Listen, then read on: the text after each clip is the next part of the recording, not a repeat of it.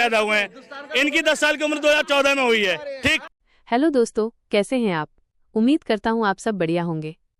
एक और धमाकेदार वीडियो में आप सभी का स्वागत है। आज का वीडियो बहुत ही खास होने वाला है, इसलिए इसे अंत तक जरूर देखिएगा। अगर आपको ये वीडियो पसंद आए तो लाइक करें, अपने दोस्तों के साथ शेयर करें और ऐसे ही और वीडियो देखने के लिए चैनल को सब्सक्राइब करना न भूलें। तो चलिए शुरू करते हैं। पैदा हुए हैं। इनकी 10 साल की उम्र 2014 में हुई है। ठीक। 15 में इन्होंने दुनिया देखनी चालू करी है। समझ रहे हो आप? समझ रहे हो? जब तुमने देखा ही मोदी को है, तुम्हें पता कैसे होगा कांग्रेस की उपलब्धि क्या है? एक सेकंड ये इतना बता दिया। इनकी उम्र 40 साल होगी। 70 साल से सरकार है। 30 साल से इनके बाप दादा नहीं बताए होंगे। मेरे भी बाप दादा बताए। बाप दादा नहीं बताते, किताबें बताती है, किताबें। चाचा सुनो मेरे। सुन, अरे पढ़े लिखे हो? नहीं पढ़ा लिखा नहीं। पढ़े लिखे नहीं हो? फिर तो भैया समझ रहे हो आप? समझ रहे हो? तुम्हें बीजेपी अच्छी लगेगी। अनपढ़ की पहली पसंद भारतीय जनता पार्टी। अनपढ़ की पहली पसंद भारतीय जनता पार्टी। तो ये 19 साल वाले, 18 साल वाले यार, 2014 के बाद तो इनका करियर चालू हुआ है। जब पैदा हुए थे, जब इन्होंने भैया उसके बाद मतलब जब होश आया इन्हें, जो टीवी खोला मोदी जी दिखे, अभी भी मोदी जी दिख रहे हैं, तो इनको कांग्रेस की उपलब्धियां पता क्या होंगी?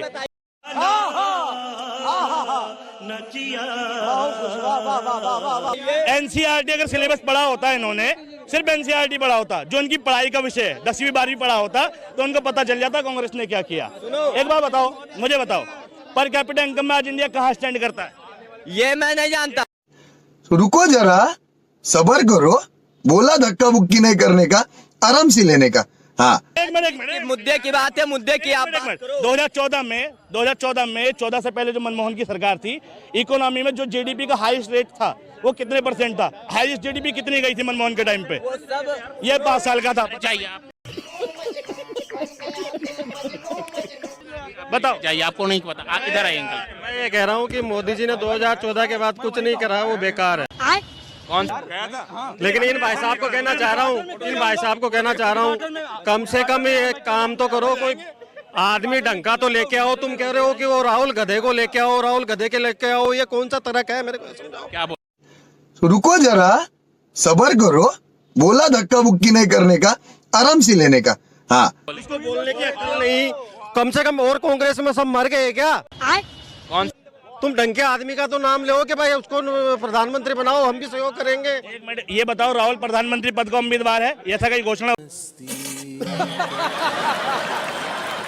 उन भाई साहब ने कई बार बोला कि राहुल गांधी प्रधानमंत्री बनने लायक है।